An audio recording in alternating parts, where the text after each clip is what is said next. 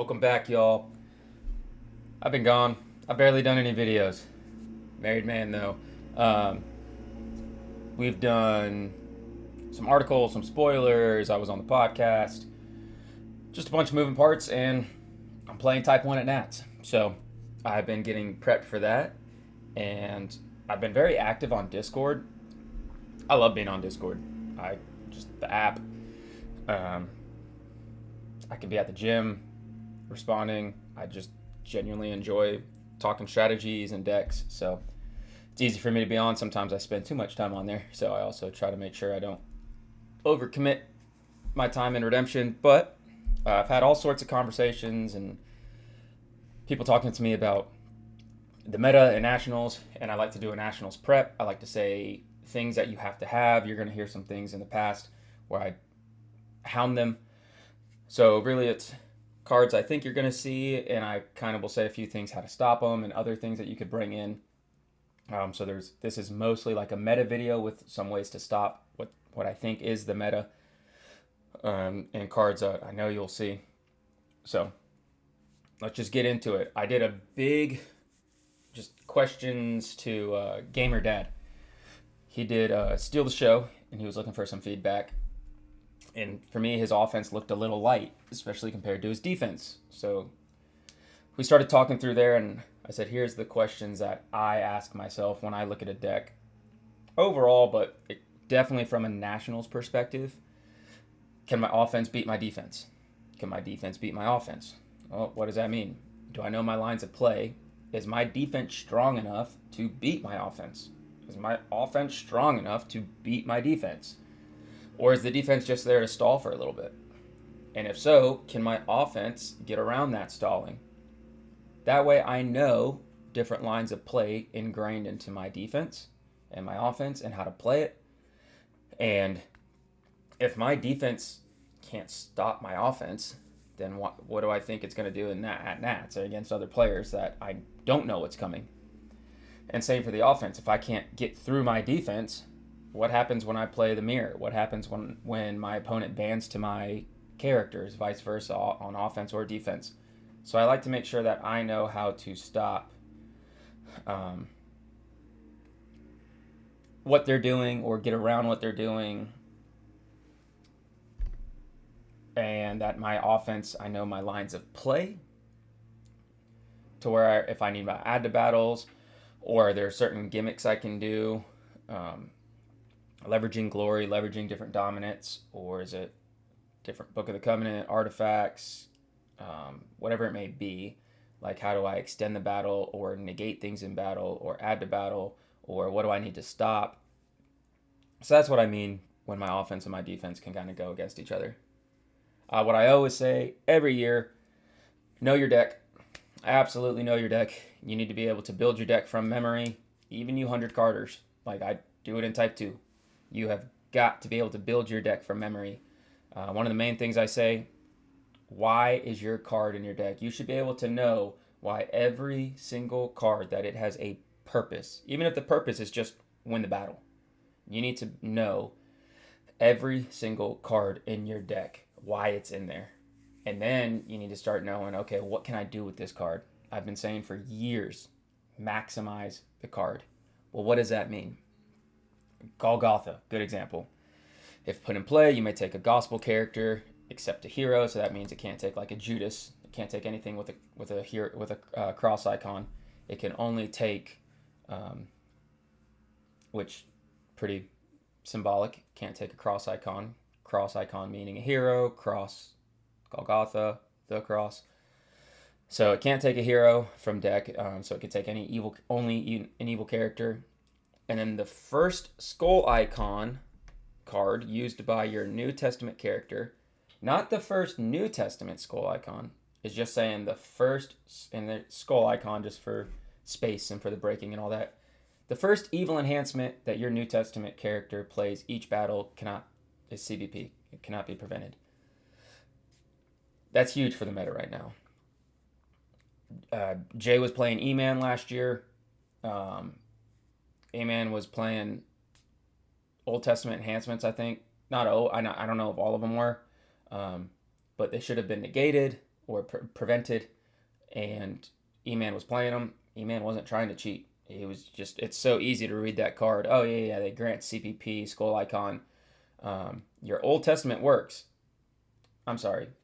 He was blocking with Old Testament characters, though. That was what it was. E-Man, you watch him, you could tell me if I got this situation wrong. He was blocking with Old Testament evil characters, playing, doesn't matter what enhancement he was playing, because it should be CBP, but because he was blocking with the Old Testament, it was not. That wasn't E-Man cheating. That was just, oh, I looked over the card. Jay should have recognized, wait, Golgotha works on New Testament characters. And Jay didn't. And Jay, maybe he could have won that game. Instead, Jay doesn't get top cut. That was like the loss that took him in. E-Man did. E-Man, and that's one game. E-Man beat a lot of other people to get in there. Like, he had a phenomenal Nats. E-Man. So when I say know the card, like, why is that card in there? And then maximize the card. Well, Golgotha, is that every ability? No, it also has an identifier. It holds the cross. I'm going to do a little coffee. So if you're playing Golgotha, you should be able to get out an evil character. Well, which one? Depends on the situation. What if you get it turn one, you don't see their hand? Then what is the go-to character in your deck that you want to get from Golgotha? You should know that. And if you have a scouting report, like you should have, if you're going for top 10 at nationals, top 15, you should have a scouting report. That means you're out here doing as much research as you can. You're in Discord. You're looking at tournament results. You're on RNRS. You're bringing up everything you can to see who's playing what, and then trying to look at deck lists and watching Tim and Jaden's videos. That's majority of our content. Pretty much, it's all of our competitive content is Jaden and Tim. You need to be watching that, and then do your Microsoft updates later.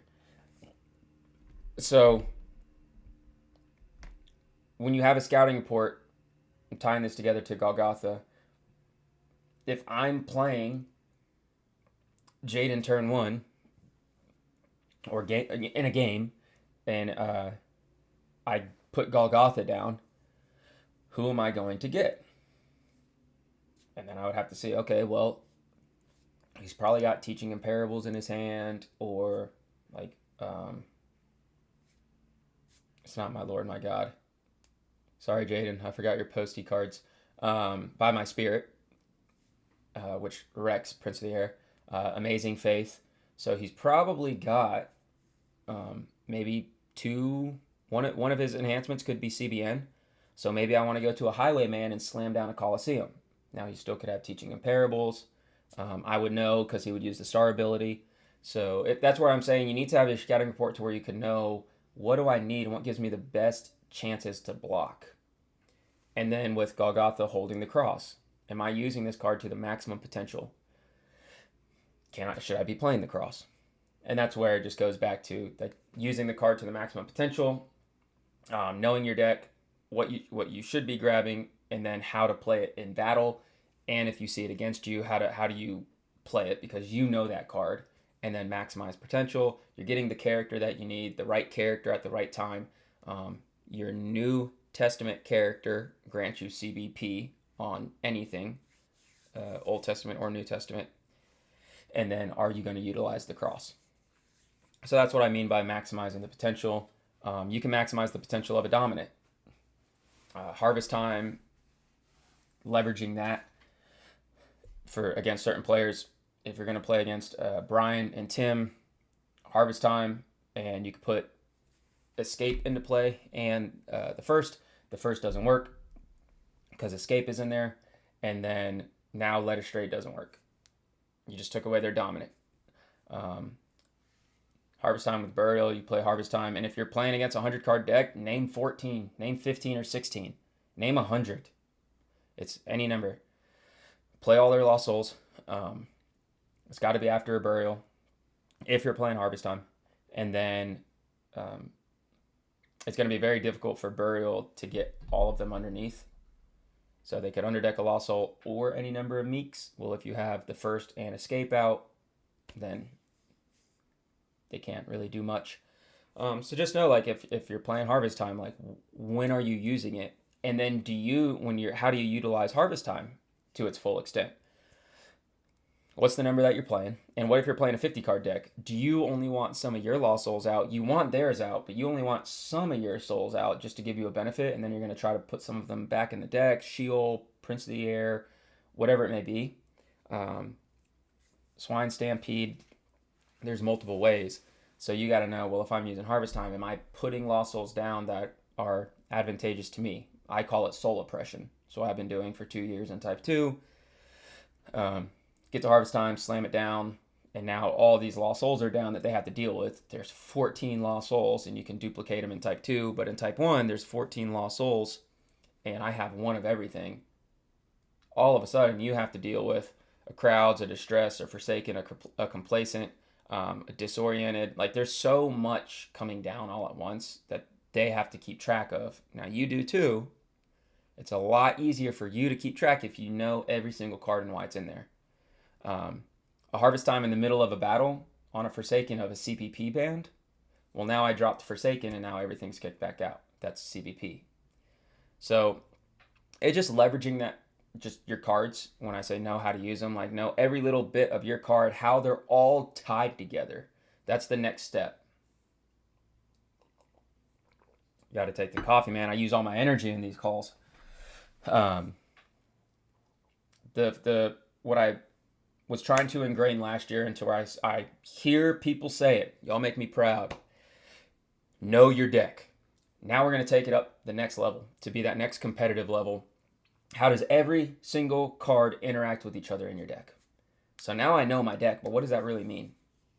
That means when I play a card, I can Rain Man in my head. I can see every card in my deck, or I know every one of them. I can go through. Tim, I'm going to call you out. When you play, you'll flip over to your deck list real quick. That's an illegal play. So, like if you're playing in a lackey game and you're looking for something and you just go over to your deck editor, flash over to your deck, see if something's in there and go back, that's bad habits, Tim. You need to be even better. So like in order to get to that next level, you need to know, all right, what's in my deck? I can't flash over to deck editor and flash into my deck because I need to know it up here. So that's just me positively challenging you because I want to see you get second place this year because I'm playing Type 1. So you have to know everything in your deck, and you have to, like, without being able to look at it. You have to know where it is. It's here. Okay, if I'm playing this, what's in my deck? Or before I play something, like sometimes I'm guilty of, oh crap, I should have looked at my discard pile first. Or I should have looked at my reserve first. Hey, can I look at my reserve real quick? Not if you already played it. If it's a location, deck or reserve, and I play a card, whichever one you pick, that's where you're going. So just don't get caught up on little things. The meta forecast has been out there. It hasn't really changed a lot, and mostly because we don't have as many deck builders in the community. We have a few very strong ones, and the opinions of what becomes good, and then what we've done kind of as a community is crap on other decks if they're not national worthy. So I can say that. If a deck is not national caliber, the advice it gets is either make it national caliber or I'm not going to give advice on this deck. Or like if I see a deck and it's not national caliber, I move along. Like I don't play that deck anymore. Which is really weird because we don't have a lot of national champions in Type 1. Like Josh P. and obviously Tim, Jaden. Like those are national champions. They know what a deck looks like. What's really funny, schools of thought, I've done that video before. Jaden probably playing Banishing Act. Tim probably going to play Big Clay with his new, it was the nativity defense that he had with Prince of the Air. It's pretty much what I'm showing here almost. Without Plunderers and Judas. That defense with Burial, Led Astray, Balaam goes to stuff. And then Brian, he'll be playing Big Clay with the Soul Hide with Sadducees, Black defense. So Jaden Banishing Act probably, Tim Big Clay with the Nativity defense he posted, and then Josh P probably going to be the defense he posted a while back with Outsiders and Prince and all the like unsuccessful, futile, Woman of Thebes, Gib Trick, the CBN Canaanite Evil Enhancement in reserve as well with Clay offense. I mean it's been out there. They're playing them. They're winning with them. When those people give advice, that's coming from a national champion. So when other people give advice, it should just come from like a hey, like Jeremy. Like I listen to Jeremy. I talk to Jeremy about decks and stuff. Same with Joe Schaefer. There's a lot of people I talk. Mitch. There's a lot of people I reach out to just talk about decks. Um, where I look for advice, Chad, that are really good. But when I get focused on the community saying that deck, like we're just gonna write it off because it's not a national caliber. No offense, but if you didn't know when Nats, like that's a really tough opinion to have. So that's just kind of what I see with the community. I know ugly side of it, to where we're beating our own, and instead of like building them up, and I think we really push on decks to conform them to one certain way when they don't have to be. And also, what's funny when I mentioned Tim, Jaden, and Josh, those decks right now, 3 different sizes, completely different. 100 cards, super aggro, 50 Clay, 57 Banishing Act. Like 3, yes, I get it. There's Clay in both and some of the same evil characters. Like Josh is probably playing Whittle Clay and Tim's playing D Clay. Like, I mean, that's kind of the same but opposite. But either way, I go on my tangents as I always do. So what is the meta this year? Still Matthew, and as long as people still play, it's tough with Matthew because just having one brigade on an extra card, even if you're playing like Joshua, relatively low brigade count, and you could play 1 or 2 evil brigades on defense, and all of a sudden Joshua could hit you for 5, like silver, clay, gold, let alone if you have any white in there. And then let's just say you're playing Demon Thieves or Black Gray with it. I mean, that's 5, could be 6 brigades off what looks like an overall low brigade count. So it's really tough. So if you're not playing Stricken and Crowds or Herdsmen or Foreign Wives, then I'm okay with Matthew drawing because we're not seeing oppressive board states that much anymore. You'll still see negate neutrals for sure. We're not seeing like the overall punishment that we were saying. It's more just, hey, the meta has shifted. I'm just gonna negate neutrals, draw a bunch, use my dominance real quick, get a couple trump blocks, and move on to the next round. I don't need to negate all your stuff. I don't need to punish you too much for drawing. Maybe if I have a Priest of Zeus house, that's nice. Maybe if I get Judas, I'll put him down as a hero. Do I need him as an evil character? But we're seeing Judas not being used as a hero. We're not seeing a lot of like draw punishing stuff. So we're seeing very much 50 cards with Hopper. We're seeing less Virgin Birth too. Just 50 cards, pure power, get speed in there, dominance. And even with like Joshua, like I think next year we're going to see a much better Joshua deck. And that's not because of times to come giving it anything. It's because it takes the community a while to build their deck how they want. Jake's really good about this. Happy for him and his wife. Healthy Noah. I know a lot of people in the community. I prayed for y'all. So I'm happy that Noah's here, healthy. Hate that Jake's probably going to miss Nats. Or he is. So just because I love the dude. Would love to see him. He's a very good example of making a really good deck the very first time and playing that thing for a whole season. He kind of started Jake Take. Jay gave him the name. Jay's very good at naming decks and building. Jay's a great deck builder. But with Jake Take, where I get with Jake not coming to nationals is he'll play a deck all year. he'll make it good from the very beginning and start making tweaks. Jaden did that for an entire Grand Prix, for Lackey Grand Prix, and it was awesome. People were seeing him changing, that his mind, his thought process, what his mind was thinking, why am I changing things, his reasoning, and then playing it through. It's really good to see. I thought that video series was very beneficial. I'd love to see other stuff like that. Kind of like Tim's journey last year and Big Clay, like Tim's done it this year. Jaden with Banishing Knack. I think that stuff's really cool where, like, hey, this is my first Times to Come deck next year.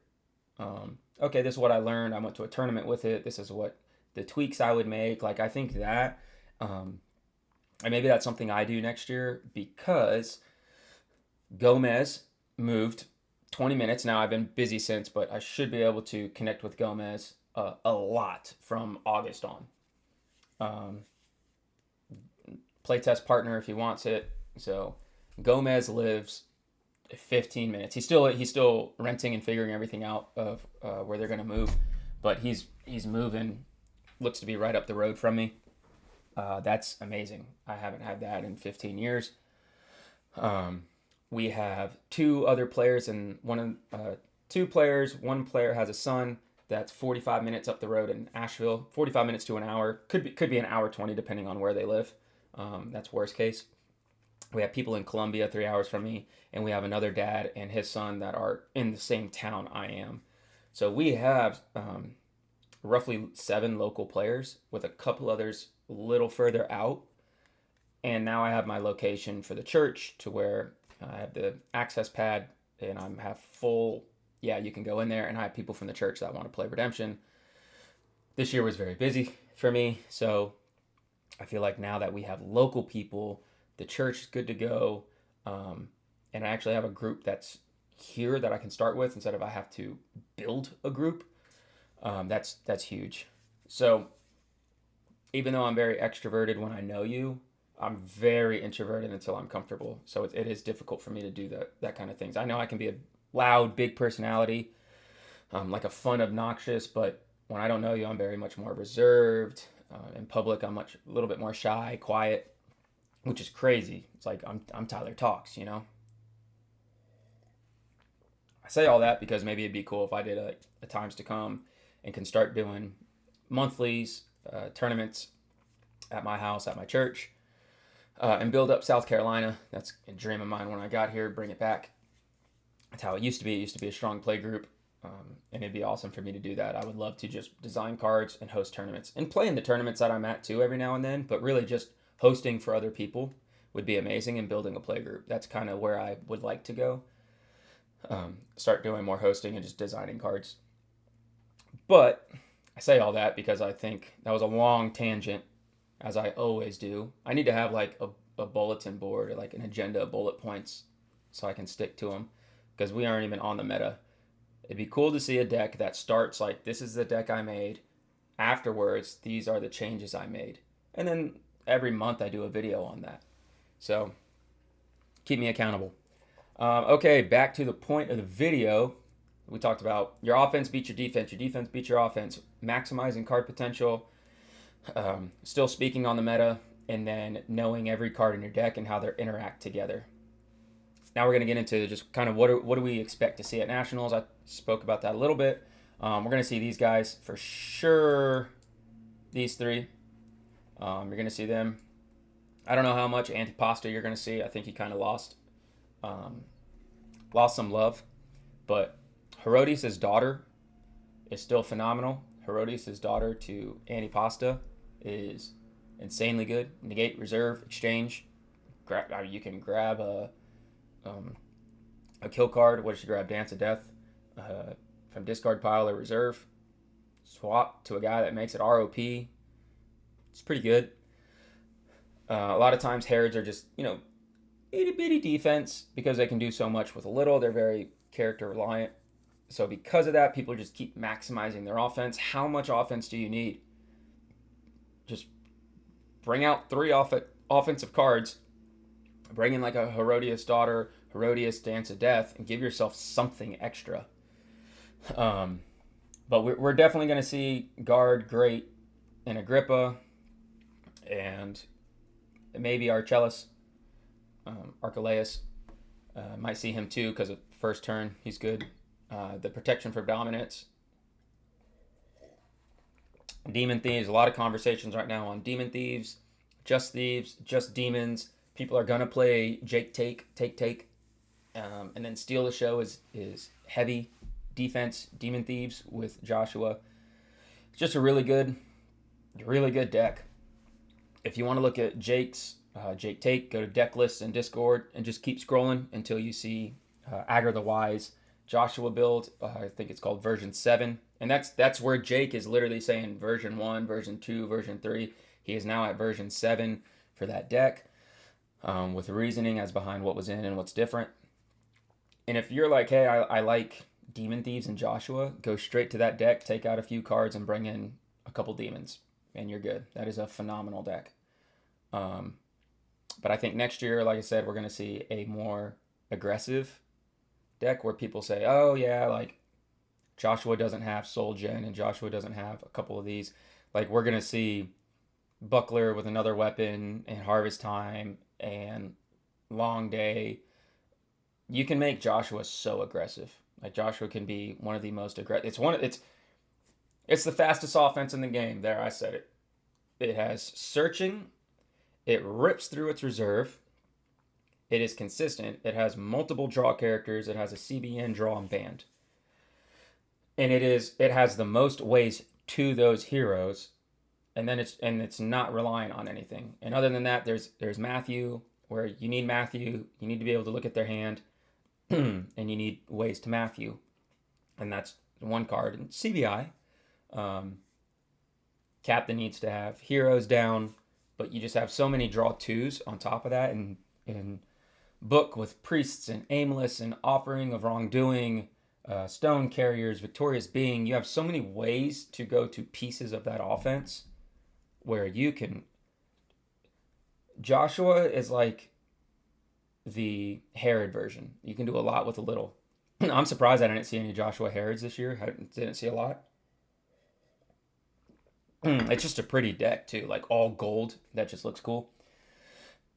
Still counts as 2 for Matthew. But I would expect to see Joshua Herods. I said months ago that we're going to see Herods at Nationals.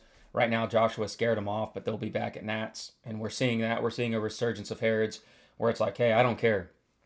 I'll put down Herod's Temple, and then Joshua still has to get down officiators or sword to get rid of my temple, and that's something else that they can't get rid of. Or they have to get officiators in Joshua so that the temple can still stay there. Or they can come into battle, I can slam temple down and get a block. And then they still have to get around my Herods. And yes, Joshua's ROP, but if you can Herods and Outsiders Joshua and just block with Herods, like you can stall Joshua. I do think Joshua Herods is a very good deck. And we saw people gravitate towards take just because the nature of it. Joshua Herods is very good. Herods are slow. Joshua's fast. And you just have these powerhouse characters where you can have Herodias down. And Joshua can just eat at their territory, their artifacts, their fortresses. And Herodias can stop them from hitting their reserve. And you just have a really good deck. And you don't need all the speed on your defense because you have it on your offense. And you could still incorporate it.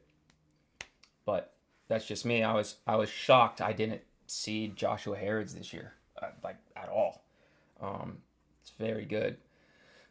What else? Obviously, Prince of the Air. He's going to be everywhere. How do you stop him? I've been all over the place saying Plunderers to Judas to Prince is phenomenal, especially when Prince slams Coliseum down. If you're playing Complacent and you have ways to Complacent and you get attacked with that Resurrection Band, forgot to respond to that last week. Shouldn't be messaging me after 5 o'clock on a Friday. I don't know what to tell you.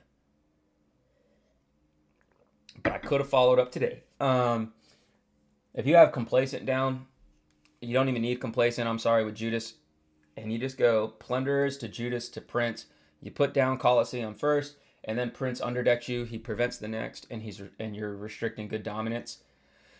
That is brutal. So they have to get like a Mary the Restored in there, or a Lazarus. Mary's going to be the easier one to get. Um, so Judas and Plunderers won't work, but Prince of the Air can come in, slam Colosseum down. Um, and then you got to know, like, okay, there's tons of brigades.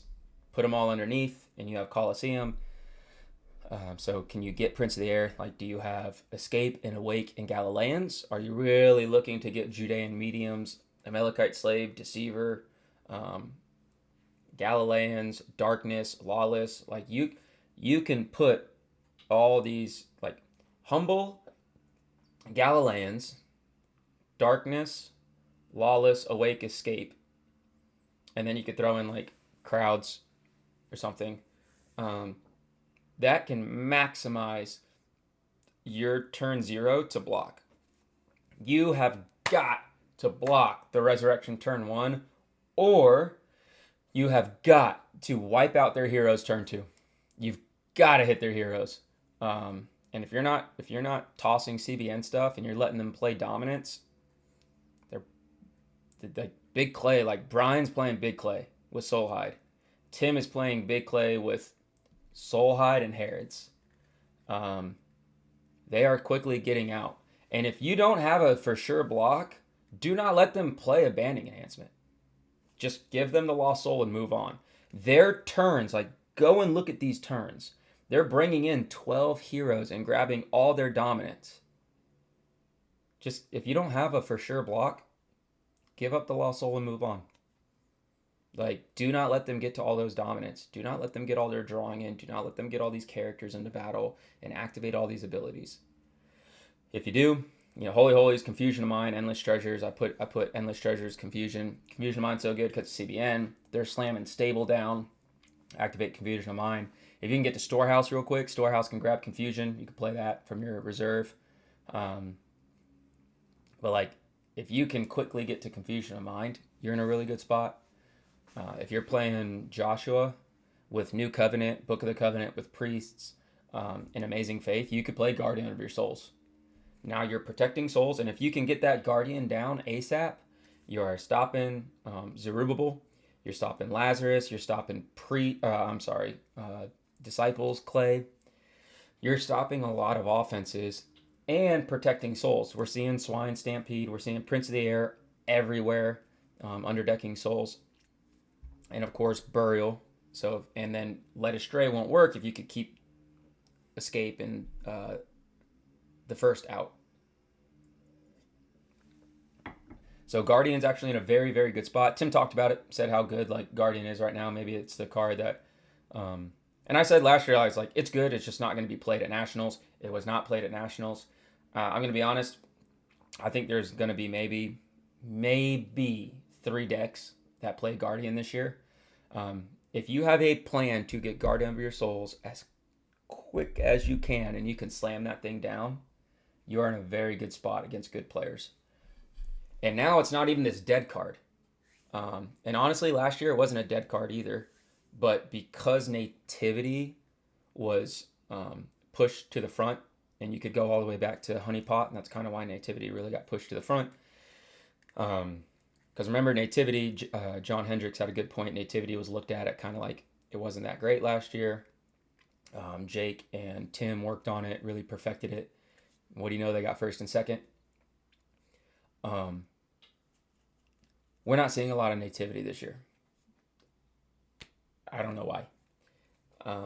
We're just not. So I think everyone's kind of moved towards Clay and Joshua, and then Nativity can be a little bit more difficult to play. It's a lot of brigades. Maybe that's why. But we're not seeing a lot of it, so that makes Guardian even better. When Nativity was the clear front runner last year, Type 1 and Type 2, it was up there in both formats, so we're not seeing it this year. That makes Guardian even better. If you play Nativity, you have a very good chance at getting Guardian out, and now Guardian doesn't hurt you at all. Getting low on my coffee. And then, like I said, Harvest Time is in a great spot. Being able to play Harvest Time after Burial, let them play Harvest Time, get all their souls out, play Burial, get him back underneath, and then you drop a Harvest Time. Prince of the Air comes into battle, probably does a draw 2, underdeck some Lost Souls, you play Harvest Time. If you're playing Joshua, that's a good ad. So there's a lot of ways like knowing what's out there. Jaden, Inhabitants of Seer, he's going to get that out turn 1. So are you searching a bunch? Because he'll get you. Whenever I test, there's certain things that I'll just put on the board turn 1, like, or turn 0. With like, if I'm play testing against like a Tim variant, like I can put Resurrection Revealer and Legion of Angels down turn 1. And then I have to go turn 2 without my neutrals, or I put Inhabitants of Seer down, and now I have to go like do stuff like this to see if you can get around. Can you get around Nazi right away? A lot of decks can't. They have a few answers. I don't think we're going to see much Nazi, but I think Nazi and Guardian in a deck would obliterate some people. You're going to see a bunch of Women of Thebes. I think Holy Holies is in a great spot right now. Because it stops Plunderers, Judas, Thebes. Yeah, I mean, these work through it, and Prince of the Air. But Holy Holies is going to stop Legion of Angels, Res Revealer, all that stuff. If you can get it active, or you can bounce their characters, activate it, whatever you can do. But I think Holy Holies is in a great spot. It stops every single person up on my heroes but Captain. So that alone tells you a lot. Like, I'm showing some of the most commonly used heroes right now. Holy Holy stops every single one of them but Captain. Joshua still gets to play regardless of Protect because it's a modifier, but he does not get to ban, and he does not take a Joshua card from reserve. That's huge. If you're going against Tim, Brian, like Lord's Army is great. I've seen people play Ark of the Covenant. That's very good. Book of the Covenant and Tabernacle with You Will Remain. And look at other covenants. Like, just type in Covenant and Lackey and go through every single one of them and see, do I need any of these? Can any of these help me against Banishing Act or Big Clay, Little Clay, or any of these, or just Demon Thieves? Is there any covenant that I could use? His Sacrifice right now, if you're playing GOC, is phenomenal. Have that over here. You're gonna see Herod's Temple, Ascension, AOC, Joshua's Sword. You should see His Sacrifice. So how do we stop this stuff? His Sacrifice, that's tough. Everyone's playing Demon Thieves right now. His Sacrifice can obliterate stuff. CBI by a demon, so that's okay. It is still interruptible and it's still preventable, just not by an orange enhancement. So you can still negate that. If it's on a CBN, like if it's on Bart, you can't. So just know, like, what are your lines of play? I've been saying Highwayman, Prince of the Air, Judas, Thief, Plunderers, all that stuff makes such a strong ban that slams Coliseum down to toss CBN. That should get you a block. I like Cross right now.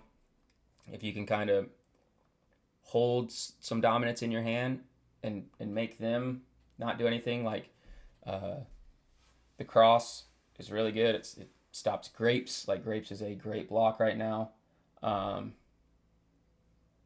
Like, we're not seeing a lot. Like, only the big decks are playing gray. Yet everyone's like, oh, I can't get around mass banding. And it's protected with Legion or I Am He, whatever. It's like, Grapes them. More than likely, you're going to wipe out 8 to 12 of their heroes are going to get shuffled. And then they're probably going to be in the lead.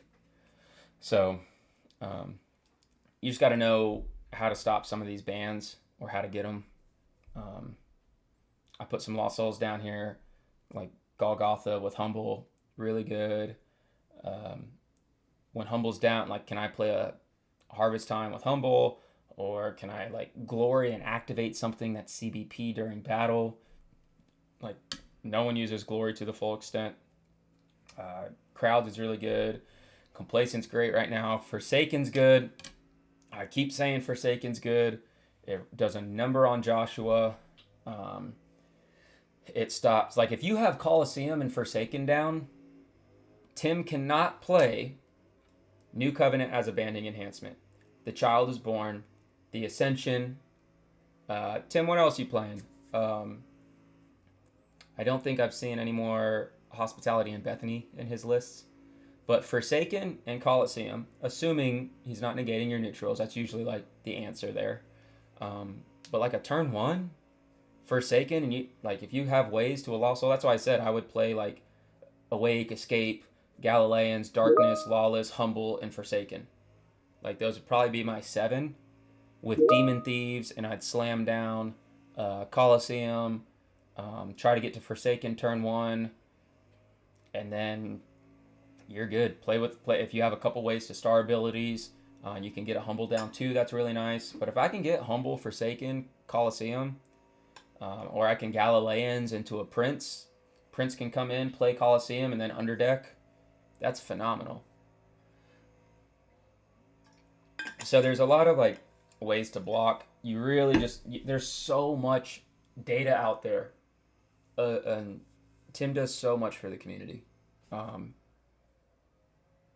But one of his like biggest strengths can be his weakness, Tim, where he puts out there. I mean, he literally said like, "This is how you beat it." Like that's crazy. That is awesome. That is like I've seen that mindset from champions before. Where it's like, hey, this is probably what's going to be out there. This is the best of the best stuff. This is how you beat it. You better be prepared. Yeah, he's absolutely right. So look at all those videos. Look at his deck. Look at his gameplay. And then what I do is I'll take his video and I'll put his video in one corner, and then I'll load my deck on the other, and I will try to block his attacks. Yes, I know it's obviously not going to be different. Every single redemption game is different every time. That's the beauty of it. It also makes it complex. But he'll have his video, and I'll press start like at the draw 8. And I'll always make the player getting to, like, if he gets to go for, whoever, whatever it may be. Usually for his decks, he likes to go first. And I have to block how he was attacking in his videos. So if y'all are expecting to win nationals, are you building Banishing Act and playing it? And no one's gonna play it like Jaden. Like there's the Architect and the Net Deckers. I always say that. But are you able to? Can you load up Jaden's video of Banishing Act, and can you go against it? And it's gonna be difficult to like navigate. Like it's not always clean how I do that because initiative and all that. Like sometimes it's just impossible. But I at least try to make sure. Okay, what was his attacks? How could I block? Can you beat Banishing Act? Can you beat Big Clay? Both versions? Brian Tim? Rogue Jeremy, we don't know. There's a lot of like Clouds Over Philly is good. Like Card Game Fanatic has a 100 card silver deck that he beat Tim with. That video is out there. And yeah, he banned it to a lot of Tims. Doesn't matter. If you're playing GOC, Card Game Fanatic's going to ban to your guys. Go back and look at last year's decks. Go back and look at the best Joshua decks. Like, what are your expectations for nationals? And if so, like, if your expectations are trying to win, do you know every single deck in the meta? Do you know what's going to be out there and how to beat it? Can you build your deck? If you showed up like the nightmares I have all the time, this is crazy, where I have the same reoccurring dream for years where I'm going to nationals and I forgot my deck. That's crazy. I hope I didn't just inception you. But are you able to go to Chris Fashman or Marcus? Do you have your cards on you? Can I make my deck? And can you make it from memory? Never forgotten a deck at nationals. I have no clue why I have that nightmare. And maybe that's why I'm so big on knowing your deck. But either way, you need to be able to know what you're playing and what's out there. Legion of Angels is everywhere. Do you have Regardless of Protect? Do you have an evil character that is Regardless of Protect? Are you trying to play DOU, Swine Stampede, a mass discard? Like, if you can add to battle a CBN evil character and you can drop a discard with Wicked down. Like, y'all, you have to take out their heroes. If you're not taking out their heroes, these big offenses, if you let them get going, like if you saw a card game fanatic kind of argue with himself about silver, you can see, like, once silver keeps going and you have all this banding and you have Strong Angel that can just toss CBN stuff, play the first revelation and just band everyone in. You're not beating that. Like, you have to take out heroes. You got to toss CBN stuff. You got to stop their dominance. You got to add to battle. You got to have regardless of protect. You got to have a couple chump blocks. You got to have some add to battle stuff. So you got to know what's coming out there. And then with your offense, what kind of defense? This is arguably the most well-known meta. Laphis, Widow, all that. Those were dark times. But this is a very well-known meta going in. I don't know if there's many rogue decks. I was on one. I'm not going to share it yet. I got to get someone I was working on it with. I got to make sure, like, if he's not using it, then I can do a video. But we're a couple weeks away from Nats anyway. So, but either way, I think there's so much out there you could play. I think it's a very open meta. I think you could play Genesis, David's Mighty Men, Joshua, Green, Daniel, Angels, most GOC offenses. I still think you can't play New Testament Gold. I think you got to mix it with something for the speed. It's just so slow. But once you get Gold's strong attacks, Watchful Servant, Gabriel, Jarius' daughter, that's insane. That attack is so strong. You have this huge band, negate everything, toss the next. So, and if you play Cross Coliseum, that's just brutal. So I think New Testament Gold has some of the strongest stuff, and it's repeatable, but I don't think we're going to see much of it. But yeah, everything. Ruth, like Jay just showed Ruth. Ruth side battle I've raved about. Ruth side battle with Moabites. Like, if you play great good stuff and you have 3-4 Moabites in there, if you pop a not your possession on a side battle, GG's, you know. So I think there's plenty of just rogue offenses. BOMM is still really good with Transfiguration. We're just not seeing Transfiguration used in any capacity. But there's so much offenses right now. And we're mostly seeing, like, the Clay Good stuff with some Angels and Joshua. And I think that's because the community has beaten down the other decks. Or we have said, those are not good. You have to do this.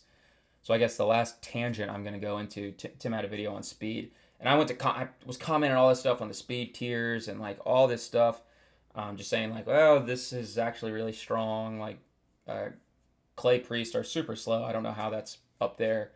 DMM, purple, blazing fast. When you have so much access to searching and you have just David's Chariots and Naharai, where you can just boom, boom, D4, and Abishai can grab a weapon, David could grab a hero, and you have all the ways to David. Like, you have searching and speed, you're fast. But there's so many offenses that are fast right now. But I asked the question. That's kind of where, like, Tim's video, and I wish I had hit comment. I think I typed it all out and then was like, oh, I still have a few other thoughts. And I didn't want to make sure it came off as, like, rude or challenging. It was mostly, like, questions. Oh, why do you think this? Why do you think that? And then I just never hit comment, I guess. So what I'm getting at is, and this is where I was kind of going back and forth on Discord, what's the number to be fast? How many cards do you need in order to be a speed deck? Like, what is that? Is it just maxing your hand every turn? Like, what is the number that constitutes speed? And that was the main thing that I was trying to get a point on Tim's video, was like, what constitutes S tier speed? Because Clay has Matthew. They have Peter for Drachma Coin, which we're not even seeing. And then you have John the Fisherman as a draw 2. Everything else with Disciples comes from just other Clay cards or banding in Legion of Angels now and like others. Like their speed comes from everything else. It has Matthew, which is reliant on getting Matthew and hand looking and then brigades in their hand. But that's fine. It works. It's so easy to get, and you usually have plenty of enhancements or plenty of brigades in their hand. But Matthew's the engine. And after that, you're just trying to get all your heroes, and it can search. I was talking with Card Game Fanatic, like if you can get Legion with an Angel Chariots, oh yeah, you need 3 heroes out. And potentially you're getting a Dominant from deck 2. So you can get a draw 5 and a Dominant, yeah. But you got to get to that. Captain, I mean, you have, that's why I said Joshua's the fastest. It has so much searching. Captain, banding, negate, draw 3, CBN, and you can go to Joshua, who gets a card. Officiators can equip a card. You can get another draw 1, and then you can ban to a draw 2. Like, that's so many cards. What is the number that constitutes S tier? I think it's searching plus drawing. That's repeatable drawing and mass banding and big banding that draws and bans. Like, Greeks are going to be S tier speed next year.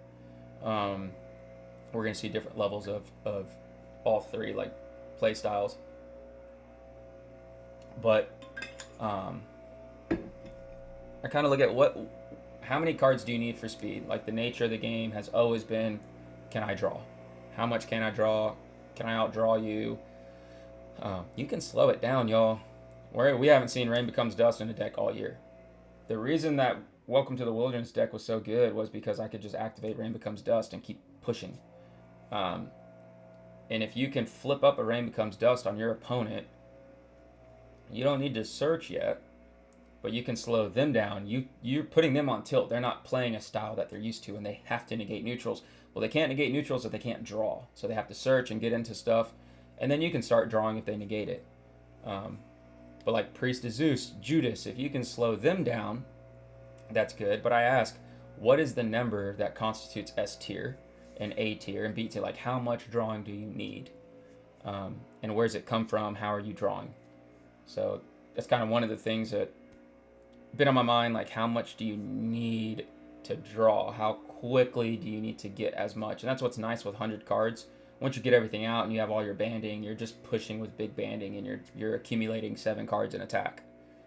You're probably accumulating 10 overall on your turn between the searching, the upkeep, the prep, everything. So what's the number?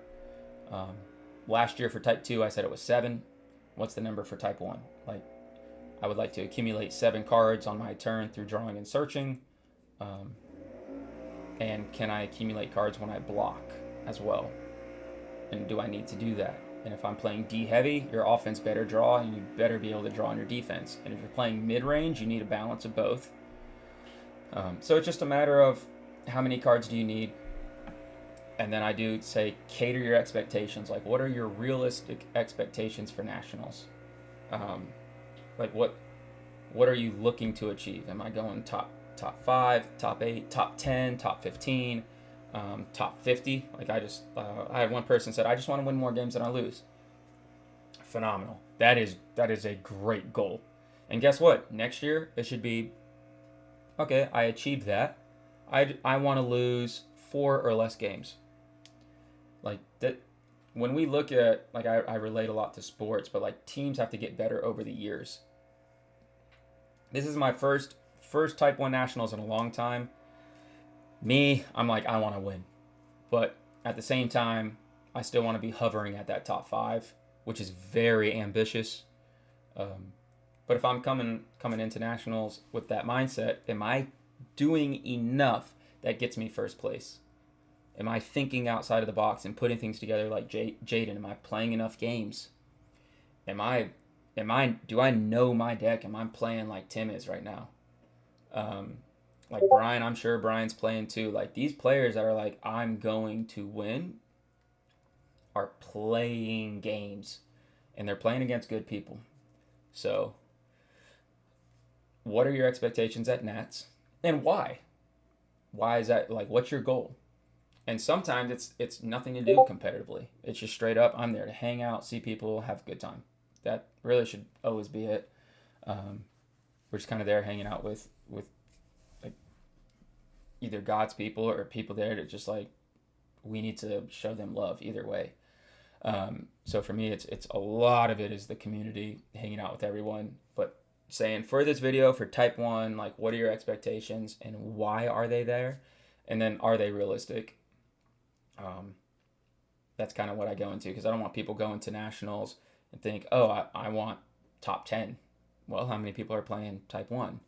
Is it 80 people? Okay, top 10. So what's that mean? You're getting top 8. That's high. So, what does that take? What does that look like to get top 10? And don't look back at Top Cut last year, because if we did Swiss, Tim, I don't think he wins, because based on how it was, 2 losses. Whoop. So we're doing 10 rounds of Top Cut. Swiss, or 10 rounds of Top Cut. 10 rounds of Swiss. So now you have to go back and look at last time we did that. Jeremy's a great example, where he had a timeout and a time. I don't think he had a time loss, but I think he had a timeout and time win or something. And I spoke to him and just like, hey, you're not out, man. Because he thought he was out.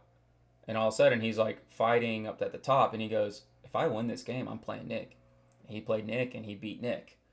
So Jeremy never lost, but because of his times, Nick had 1 more point overall.